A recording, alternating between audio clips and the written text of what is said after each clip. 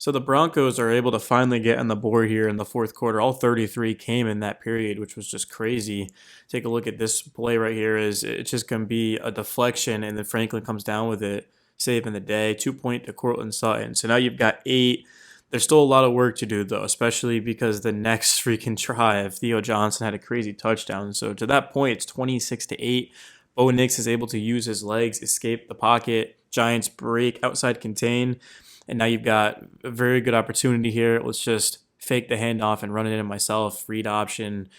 And that makes it, as long as they get this 2 point, which we know they do, fake the play action, and then hit Yo Man the back at the end zone. So now it's 26-16. It's happening fast. I mean, a lot is going on. So you got this touchdown, you got this 2 point, of course, and then Theo with a crazy touchdown, and then Bo Nix scramble, touchdown, that option play. And then the 2 point, let's just run Franklin in motion, fake this handoff, of course, and take a look at how he just does a great job of running this route. It's honestly a thing of beauty. A lot of times you see a guy in motion, he doesn't really get the football. Franklin right here, but he just comes in motion and then he just reads the defense and finds the soft spot. That's all he's doing. Good job by the offensive line of holding up and giving Nick's time to make this. Take a look, guys. See? Boom, Nix hits him right in the chest. So Franklin now has that touchdown and then a 2 point conversion, man. He's been killing it. And this was the biggest mistake of the day for the Giants is literally Dart gives us the ball, Justin Strnad, and then you've got, looks like Kayvon Thibodeau coming off early off the edge, just trying to get a good jump. And then play action once again, hit your running back RJ Harvey for the touchdown. And just like this, guys, I mean, we're talking about a 3 point game. And Dart has a wide open man. I believe that's Wan'Dale Robinson out there. Like, this has to be a hit. I mean, there's literally no one even in his face. Like, you have to make this throw. He's wide open. The worst thing you can ever do on a play like this is overthrow a receiver, because if you underthrow him, it's going to be pass interference anyway, PI. But if you overthrow him, like, there's nothing that's going to happen except an incompletion and a punt. So to this point, it's now, again, it's still 23-26, but the Broncos, they have a chance to tie the game or to take the lead, take advantage of a missed extra point at the time. But Bo Nix isn't thinking about 3 points. He's thinking about 6, and he's going to hit Marvin Mims, on a deep 50-50 ball, and then they're just going to do a designed run to the left, blockers out in front, touchdown. And, I mean, that was absolutely electric. I mean, of course, the field goal was crazier, but that touchdown, the building was just absolutely shaking. I hadn't seen something like that in a long time in that stadium. And now we've got Jackson Dart. We're talking about a 30-26 game. He has to make a play. Game is on the line, and he's able to step up in the pocket and find his man for the first down. Now, initially, I didn't notice this live because it was going by so fast. I mean, this was a crazy game. But pay attention right here is watch Jackson Dart get absolutely drilled, and it ends up being a roughing. So even if this had been incomplete, it would have been a first down, but it tacks on 15 yards. So now the Giants are at midfield. They do need a touchdown. Don't get me wrong here.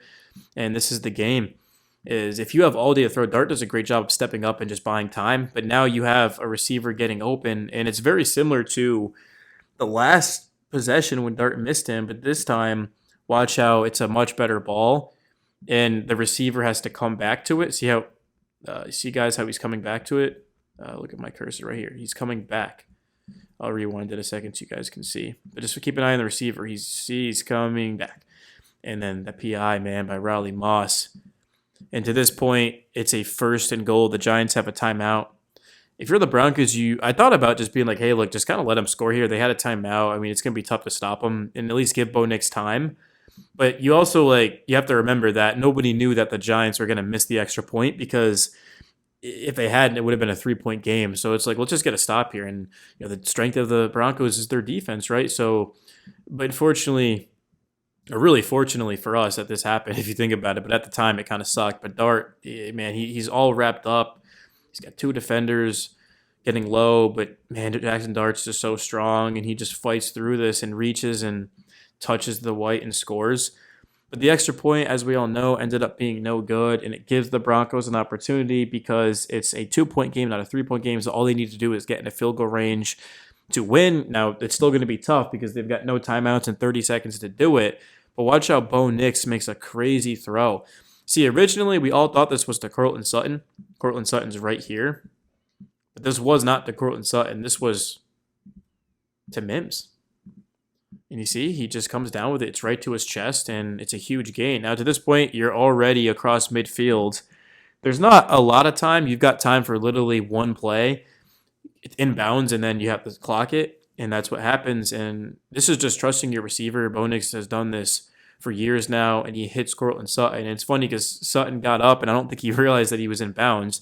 So there's 2 seconds left now, and Bo Nix clocks it on that hash and gets Will Lutz, one of the clutchest kickers in the league, to come out and to ice this game. And I was recording live, watching it on my TV, and I posted a short, and it was just I wish I could honestly go back in time and just relive it again, man. That fourth quarter. I mean, not the game because it was pretty ugly up until the fourth, but man, I mean, this was one of the craziest fourth quarters in NFL history. Like, what, 1,602 teams previously down 18 weren't able to come back, and the Broncos did it. I mean, literally, look at this celebration. I mean, this is just freaking so cool. This is what football is all about. I wish I could show the whole thing, but copyright reasons, it has to be below 7 seconds. But the Broncos, they pick up a win. They're 5-2, first place, man. Oh yeah, I wish you guys could see me hit my dance, man. Oh, hey, yeah, let's go, baby. Told you guys we're winning the division. Still a lot of work to do, though, man. Job ain't finished. Obviously, this team has to get a lot better. But the fact that they're winning these games is kind of crazy. Hey, the Colts loss, leverage. The Chargers game, game-winning kicks. Like, literally, the two losses the Broncos have had came with zeros on the clock. So this team could absolutely be 7-0, and they're going to get much, much better. And it's just the beginning, boys. But why did the Broncos wait until like the last possible second to start playing football? And it wasn't even just the offense, the defense with that interception, getting timely stops. And I'm honestly glad that Dart was able to dive in. I get why he did it. Like, you got to go score, but that actually was a good thing for the Broncos, because if he got stopped, of course, he used your timeout. I mean, if they had scored, but think about it, there was 2 seconds left on the clock. So yeah, I mean, honestly, when that happened, I was kind of like grateful, if I'm being completely real with you. But the defense, like I said, it gave up some big plays. Tyron Tracy had a 31-yard run, and then you look at Robinson, 23-yard catch. Bellinger had that 44-yard catch, man, where he just was wide open down the field and scored.